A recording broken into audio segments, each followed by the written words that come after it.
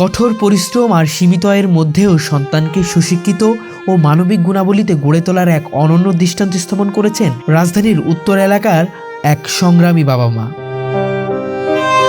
ফুটপাতে ভ্যান গাড়িতে ফুচকা, ঝালমুড়ি ও হালিম বিক্রি করে উপার্জিত অর্থ দিয়েই তার সন্তান নীরবকে সুশিক্ষিত করার চেষ্টা চালিয়ে যাচ্ছেন। নীরব একজন মেধাবী ছাত্র। ক্লাস 1 থেকে শুরু করে এখন পর্যন্ত সে তার স্কুলের সেরা ছাত্র। এসএসসি পরীক্ষার্থী নীরব বর্তমানে চাষিরহাট নুরুল হক মাধ্যমিক বিদ্যালয়ে পড়াশোনা করছেন। নীরবের শিক্ষক থেকে শুরু করে এলাকাবাসী সবাই তার সাফল্যের জন্য আশাবাদী। নীরবের বাবা মা পেশায় শ্রমজীবী হলেও তাদের স্বপ্ন অনেক বড়।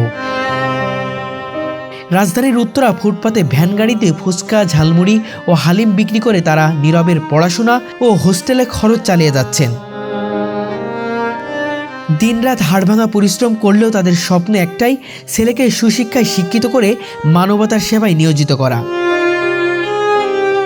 তবে নীরবের বাবা মা কখনোই ছেলের কাছে বাড়ি গাড়ি করার স্বপ্ন রাখেননি।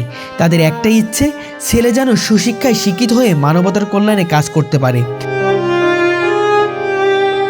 তারা চান নীরবের পড়াশোনা মানুষকে ভালোবাসতে শেখাক। নীরবের শিক্ষকেরাও তার প্রতি অনেক আশাবাদী। ক্লাসের প্রতিটি বিষয়ে সে দুরন্ত পারদর্শী। স্কুলের প্রতিযোগিতা কিংবা পড়াশোনা সব ক্ষেত্রেই তার দারুণ সাফল্য। বাবা মায়ের এই ত্যাগ আর ভালোবাসার গল্প আমাদের নতুন প্রজন্মকে দেখিয়ে দেয় কিভাবে একটি পরিবার সম্মিলিত প্রচেষ্টায় একটি স্বপ্ন বাস্তবায়নের পথে হাঁটতে পারে। নীরব যাতে অসৎ সঙ্গের সাথে জড়িয়ে না পড়ে সেজন্য তাকে হোস্টেলে রেখে পড়াশোনার ব্যবস্থা করছেন তার বাবা মা।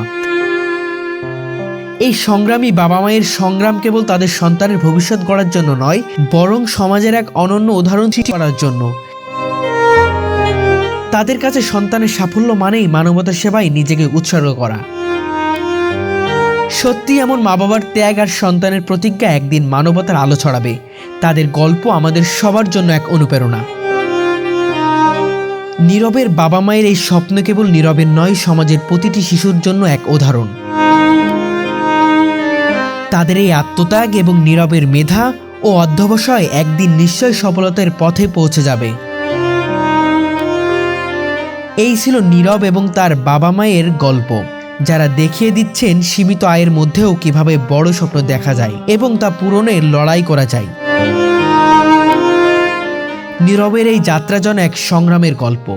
তার মা বাবার পরিশ্রম আর ত্যাগের ফসল যে একদিন সমাজের জন্য আলোকবর্তিত হয়ে উঠবে, এই বিশ্বাস তাদের এগিয়ে নিয়ে চলছে।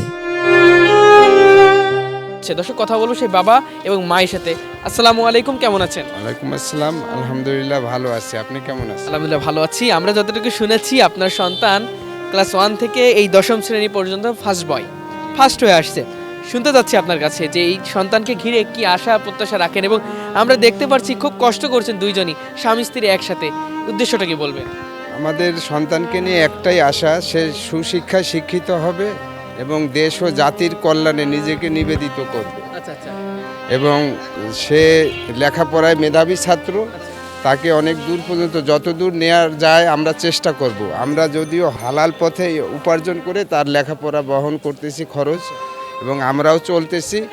তো একটাই আশা যে জাতির কল্যাণের জন্য সে নিজেকে নিবেদিত করবে, সুশিক্ষায় শিক্ষিত, দেশের জন্য কাজ করবে, দেশের জন্য কাজ করবে। জাতি আমরা দর্শক বর্তমান সময়ে অনেক পিতামাতা আমরা দেখেছি, অনেক পিতামাতা আছে, তবে আজকে একটু ব্যতিক্রম ধরনের পিতামাতাকে দেখলাম। তাদের উদ্দেশ্যই তাদের জন্য না, তার বড় হয়ে সন্তান মানুষের মতন মানুষ হবে, প্রচুর টাকা ইনকাম করবে, বাবা মাকে দেখবে, বিষয়টা কিন্তু এমন না। তাদের একটাই উদ্দেশ্য যে দেশ ও জাতির কল্যাণে যাতে আমার সন্তান কাজ করতে পারে। আমরা একটু জানতে যাচ্ছি, এখান থেকে যা ইনকাম হচ্ছে সেটা দিয়ে কি পরিবার বা আপনার সন্তানের লেখাপড়ার খরচ হচ্ছে কিনা? হচ্ছে, খুব টানাটানি হয়, তারপরেও আলহামদুলিল্লাহ আল্লাহ চালায় নিয়ে যাচ্ছে। আপনার সন্তান কিসে পড়ছে? আমার সন্তান ক্লাস 10-এ পড়ছে, নোয়াখালী সোনাইমুড়ি নুরুল হক, চাষিরহাট নুরুল হক উচ্চ মাধ্যমিক বিদ্যালয়ে পড়াশোনা করে। এখানে আপনার সন্তানের এখন পর্যন্ত রুল কত? ক্লাস 10-এ এবার উঠলো, সে প্রথম স্থান অধিকার করে ক্লাস 10-এ উঠেছে। মেধা কেমন সব মিলে? মেধা তার যথেষ্ট ভালো, আলহামদুলিল্লাহ। সে সব সাবজেক্টে মোটামুটি সর্বোচ্চ মার্ক পেয়ে প্রথম স্থান অধিকার করছে। দর্শক, সংগ্রামী মায়ের সাথে একটু কথা বলি। আসসালামু আলাইকুম, কেমন আছেন? ওয়ালাইকুম সালাম, ভালো আছি। উদ্দেশ্য তো একটাই যে নিজেরা চলবো, সন্তানকেও মানুষ করব। লেখাপড়া করতেছে সে, তার তো খরচ আছে, খরচ বহন করতে হবে। হ্যাঁ, এটাই তো আমাদের উদ্দেশ্য। যা হচ্ছে সেটা কি পরিবার বা আপনার সন্তানকে নিয়ে হচ্ছে কিনা?